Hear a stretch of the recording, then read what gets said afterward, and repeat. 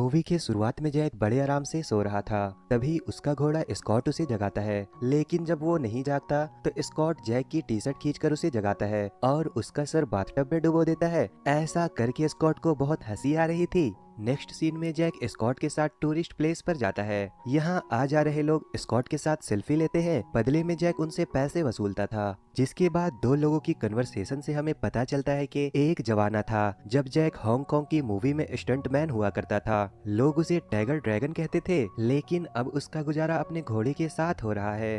अब रात होने के बाद जैक एक क्लब में जाता है। तभी उससे मिलने एक आदमी आता है जो कि डैमी का भाई था। दरअसल जैक ने डैमी से पैसे उधार लिए थे, लेकिन अब वो उसे लौटा नहीं पा रहा था। डैमी का भाई उसे कहता है कि तुम अगर पैसे नहीं दे सकते तो तुम्हें अपना घोड़ा देना होगा। बट जैक उसकी बात नहीं मानता, क्योंकि उसे अपने घोड़े से बहुत प्यार था। डैमी का भाई गुस्से में आकर जैक को उसके घोड़े के लिए धमकी देने लगता है और इसी वजह से उन लोगों के बीच मारपीट शुरू हो जाती है। जैक अपने कुंफू स्किल से उन्हें खूब मारता है। कुछ लोग स्कॉट को ले जाने की कोशिश कर रहे थे, इसीलिए जैक वहां आकर उसे बचाता है और उस पर बैठकर वहां से भाग जाता है। जैक उन लोगों से बच बचाकर एक सर्कस में पहुंचता है और थोड़ी मस्ती करने के बाद वहां से चला जाता है। लेकिन डैमी का भाई अभी भी उसके पीछे था, इसीलिए स्कॉट घोड़ों के स्टैचू के बीच में छुप जाता है और जैक भी कुछ ऐसा ही करता है, जिससे डैमी का भाई उसे ढूंढ नहीं पाते।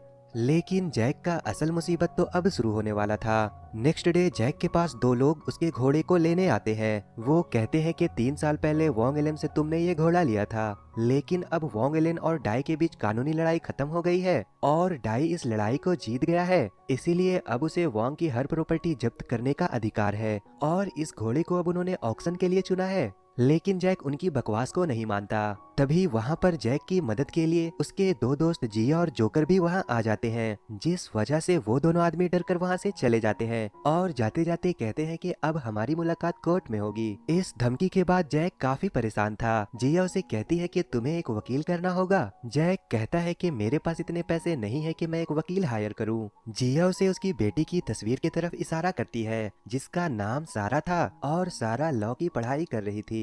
जैक और सारा की बॉन्ड अच्छी ना होने की वजह से जैक उसके पास जाने से घबरा रहा था, लेकिन वो स्कॉट के लिए उसके पास जाता है। सारा अपने डैड से कहती है कि आप यहाँ क्यों आए हो। जैक उसे सारी बात बताता है और उसे स्कॉट का केस हैंडल करने को बोलता है। सारा कहती है कि मैं अभी ये केस नहीं लड़ सकती, क्योंकि अभी मेरी पढ़ाई कंप्लीट नहीं हुई है और ना ही मेरे पास लाइसेंस है। नेक्स्ट डे जैक से मिलने एलेक्स आता है और वो जैक और उसके घोड़े को एक फिल्म में काम करने का ऑफर करता है। ये सुनकर जैक बहुत खुश था, इसीलिए वो स्कॉट के कुछ कारनामे भी उसे दिखाता है। अब हम सारा को देखते हैं, जो अपने बॉयफ्रेंड सैम से मिलने आई थी। सैम उसे बताता है कि उसकी मॉम सारा के घर वालों से मिलना चाहती है ताकि वो उन दोनों की रिश्ते की बात कर सके। सारा उससे कहती है, क्या तुम नहीं जानते कि मैं अनाथ हूँ। घर जाने के बाद सारा अपनी मरी हुई माँ को याद कर रही थी, जिन्होंने मरने से पहले सारा को उसके डैड के साथ रहने को बोला था। ये सोचकर सारा रोने लगती है। अगली सुबह जब सारा कैफे में चाय पी रही थी, तभी वो वहाँ पर अपने डैड और स्कॉट को देखती है। यहाँ दोनों तैयार होकर आए थे ताकि लोग उनके साथ सेल्फी ले और बदले में उनकी कुछ कमाई हो सके, लेकिन कोई भी उनके साथ फोटोज नहीं खिंचवाते, जिस वजह से जैक दुखी हो जाता है। अपने डैड को दुखी देखकर सारा का दिल पिघल जाता है, जिसके बाद वो अपने डैड के घर जाती है। वहाँ उसे स्कॉट की ऑक्शन वाली नोटिस भी दिखाई देती है।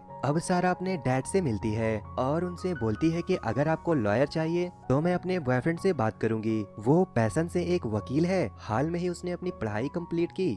यहाँ सारा स्कॉट से भी मिलती है, वो उसकी हर बात मान रहा था। अगले दिन सारा सैम को अपने डैड से मिलवाने लाती है। जैक सैम को सारी बात बताता है, लेकिन सैम का ध्यान वहाँ रखे वेपन्स पे था, जिसे देखकर वो डर रहा था। बातों ही बातों में जैक सैम से पूछता है कि तुम मेरी बेटी को खुश तो रखोगे ना। ये सुनकर सैम घबराने लगता है, लेकिन तभी वहाँ सारा आ जाती है। अब सीन शिफ्ट होती है 3 साल पहले, जहाँ जैक पहली बार स्कॉट से मिला था। लेकिन इस वक्त स्कॉट पैदा ही हुआ था और तब उसकी हालत कुछ ठीक नहीं थी, जिसके बाद जैक ने स्कॉट की बहुत देखभाल की और उसे दोबारा से चलने के काबिल बनाया और तभी से दोनों दोस्त की तरह रह रहे हैं। अब कहानी वापस से प्रेजेंट में आती है और जैक सैम को स्कॉट के पास ले जाता है, लेकिन वो उसे देखकर डर रहा था। फिर जैक सैम को स्कॉट के साथ एक्टिंग प्रैक्टिस करने को बोलता है। जब सैम उसे बॉक्सिंग ग्लव से टच करता है तो स्कॉट नीचे गिर जाता है और स्कॉट के ऑस्कर लेवल वाली एक्टिंग देखकर सैम घबराने लगता है कि कहीं इसे सच में तो कुछ नहीं हो गया। अगले दिन जैक स्कॉट के साथ फिल्म की शूटिंग करने के लिए जाता है और वहाँ उसकी बेटी भी आती है। वो अपने डैड को गुड लक कहती है, लेकिन शूटिंग के दौरान स्कॉट डर रहा था, वो स्टंट नहीं कर पाता, जिस वजह से फिल्म डायरेक्टर उन दोनों को काम देने से मना कर देते हैं। अब जैक उदास चेहरे के साथ एक जगह पर बैठा था, तभी स्कॉट उसे उसका टोपी पहनने को बोलता है, लेकिन जैक उस टोपी को नहीं पहनता क्योंकि वो उससे काफी नाराज था। जिसके बाद सारा स्कॉट के पास जाकर उसे बड़े प्यार से समझाती है और कहती है कि देखो तुम्हारा दोस्त किस तरह से नाराज बैठा है। इसीलिए स्कॉट फुल कॉन्फिडेंस के साथ दोबारा एक्टिंग करने के लिए मान जाता है। अब सारा अपने डैड को दोबारा से इंकरेज करती है और इस बार जैक और स्कॉट अपने रोल को बाखूबी निभाते हैं। उनकी एक्टिंग स्किल को देखकर लग ही नहीं रहा था कि ये एक एक्टिंग है और अब डायरेक्टर भी दोनों की एक्टिंग से काफी खुश थे। जिसके बाद जैक अपनी बेटी को हॉर्स राइडिंग सिखाता है। वो सैम को भी सेल्फ डिफेंस सिखा रहा था ताकि वो उसकी बेटी का अच्छे से ख्याल रख सके। वो सैम के पिछवाड़े के नीचे अगरबत्ती जलाकर उसे जबरदस्ती प्रैक्टिस करवा रहा था। बेचारे सैम की हालत तो काफी बुरी थी। नेक्स्ट सीन में जैक के पास दो लोग फिर से नोटिस लेकर आते हैं, लेकिन स्कॉट उस नोटिस को च्युइंगम की तरह चबाकर फेंक देता है। सारा उससे कहती है कि हॉर्स कोई प्रॉपर्टी नहीं है, इसीलिए आपका इस पर कोई अधिकार नहीं, बेहतर होगा कि फिलहाल आप यहाँ से चले जाओ। जिसके बाद स्कॉट उन दोनों को वहां से धक्के मारकर बाहर निकाल देता है। मूवी में अच्छा परफॉर्म करने के बाद जैक और स्कॉट को बहुत सी मूवी में काम करने का मौका मिलता है। फिर वो तीनों डिनर पर जाते हैं, लेकिन तभी वहां पर डैमी आ जाता है और उससे अपने पैसे मांगता है, लेकिन तभी स्कॉट उसे जोरदार किक मारकर नीचे गिरा देता है और फिर उन लोगों के बीच मारपीट शुरू हो जाती है। इस लड़ाई में जोकर भी जैक की मदद करता है और फिर जैक अपनी बेटी सारा को लेकर वहाँ से भाग जाता है। अगले दिन जब स्कॉट स्टंट कर रहा था तब उसे इंजरी हो जाती है, जिसपे सारा अपने डैड से कहती है कि आप स्टंट करना कब बंद करोगे, आपकी इन्हीं हरकतों की वजह से आज मॉम हमारे साथ नहीं है। सारा की इस बात से जैक रो पड़ता है और वो उसे कुछ सच्चाई बताता है और इसी के साथ अब हमें 8 साल पहले का सीन दिखाया जाता है, जहाँ स्टंट करते हुए जैक काफी ऊंचाई से नीचे गिर गया था और इस वजह से वो 8 महीनों तक कोमा में था। जैक अपनी बेटी को बताता है कि कोमा से बाहर आने के बाद उसने 1 साल तक काम नहीं किया, जिससे उसका कैरियर बर्बाद हो गया, उसे लोग भूलने लगे थे। इन सभी इंसिडेंट की वजह से मैं तुमसे और तुम्हारी मॉम से आकर नहीं मिल सका और इस बात की दुख आज भी मुझे जीने नहीं देती। जिसपे सारा कहती है कि मैं मॉम की तरफ से आपको माफ करती हूँ। दूसरी तरफ स्कॉट को चुराने के लिए डैमी और उसके लोग आते हैं, लेकिन तभी स्कॉट उठ जाता है। वो सभी उसे पकड़ने की कोशिश करते हैं। तभी वहाँ पर जैक आकर उन लोगों की खूब धुलाई करता है। फाइट करते हुए वो डैमी को घसीटता हुआ सीढ़ियों से नीचे लाता है और उसे अपने घोड़े से दूर रहने को बोलता है। जिसके बाद सैम और सारा जैक के पास आते हैं। सैम बताता है कि हमें सबूत मिल गया है, अब हम शायद स्कॉट को बचा सकते हैं। ये सुनकर जैक बहुत खुश होता है। अगले दिन हम कोर्ट का सीन देखते हैं, लेकिन जैक इस केस को हार जाता है। सैम डाई को बताता है कि स्कॉट जब पैदा हुआ था तब वो काफी बीमार था, इतना कि उसके मालिक उसे फेंकने वाले थे, लेकिन मिस्टर जैक ने उन्हें एक नई जिंदगी दी। आप प्लीज उन दोनों को अलग ना कराएं। लेकिन डाई उसकी बात नहीं मानता और कहता है कि हम लोग उसका अच्छे से ख्याल रखेंगे और उसे अपने हॉर्स रेस में दौड़ाएंगे।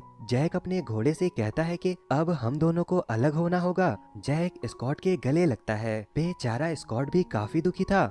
फिर जैक स्कॉट को उसके नए मालिक को सौंप देता है, लेकिन जब जैक वहाँ से जा रहा था तो स्कॉट दौड़ता हुआ उसके पास आने की कोशिश करता है। भागते हुए वो बार बार गिर रहा था। तब जैक कार से बाहर आता है। वो स्कॉट को वहाँ से चले जाने को बोलता है।